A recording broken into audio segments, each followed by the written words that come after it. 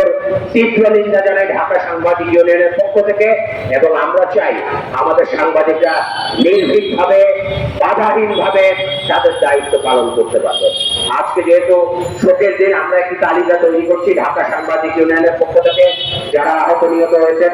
আমরা খুব শিগগিরই সে তালিকা আমরা সরকারের কাছে পৌঁছে দেব। সরকারের যারা দায়িত্বশীল ব্যক্তিবর্গ আছে তাদের কাছে আমরা দেব। এবং আমরা চাই আমাদের নিহতদের প্রত্যেকের পরিবারকে যতদিন পর্যন্ত তারা সুস্থ অবস্থা, নিহতদের পরিবারকে সব ধরনের সহযোগিতা করতে হবে এবং পরিবারের প্রতিটি সদস্যকে সব ধরনের সহযোগিতা করতে হবে। এবং একই সঙ্গে যারা আহত হয়েছেন তারা যতদিন পর্যন্ত পূর্ণাঙ্গ সুস্থ না হবেন ততদিন পর্যন্ত তাদের দায়িত্ব রাষ্ট্রকে বহন করতে হবে। এবং রাষ্ট্রের বা সরকারের যিনি প্রধানমন্ত্রী আছেন তিনি এরই মধ্যে 34 জন শহীদ পরিবারের সঙ্গে দেখা করেছেন, কথা বলেছেন, মত বিনিময় করেছেন, তাদেরকে আর্থিক অনুদান দিয়েছেন, সঞ্চয়পত্র দিয়েছেন। এবং আমরা চাই তাদের পরিবারের প্রত্যেককে অন্তত পক্ষে একটি করে চাকরির ব্যবস্থা করে সেই সাংবাদিক পরিবারগুলো যাতে ভালো থাকে সেটি নিশ্চিত করা। মাননীয় প্রধানমন্ত্রী কথা দিয়েছেন জাতির সামনে, আমরা আশা করি মাননীয় প্রধানমন্ত্রী শেখ হাসিনা তার সে কথা রাখবে। এবং একই সঙ্গে আমরা এও আশা করি যে আমাদের যে আহত ভাইয়েরা আছেন তাদের দায়িত্ব যেমন রাষ্ট্রকে নিতে হবে, সেটিও মাননীয় প্রধানমন্ত্রী কথা দিয়েছেন, তাদের সঠিকভাবে তাদের দায়িত্ব নিতে হবে। এবং প্রত্যেকটি সংবাদ প্রতিষ্ঠানকে যার যার কর্মীর দায়িত্ব নিতে হবে। নিহতের সঙ্গে জড়িত অন্তত পক্ষে একটি দিন সেই ব্যক্তিবর্গের, সেই সংগঠনের সংবাদ পরিবেশন থেকে আমরা বিরত থাকতে পারি কিনা সেই চিন্তাটি দয়া করে করুন।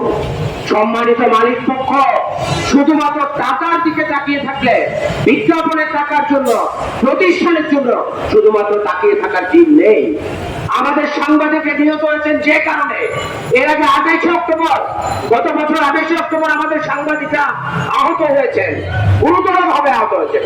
অন্তত পক্ষে একটি দিন এই গোষ্ঠী, এই চক্রের সকল ধরনের সংবাদ আমরা বয়কট করতে পারি কিনা আজকে সে বিষয়টি ভাবার সময় এসেছে।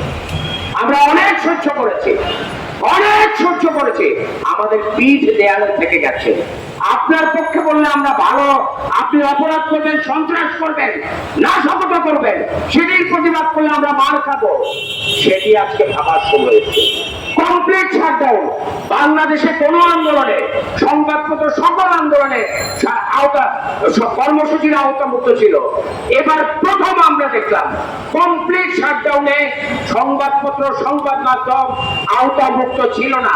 এর কারণ কি, কারা এর পেছনে জড়িত, এইটিও আজকে খুঁজে বের করা দরকার।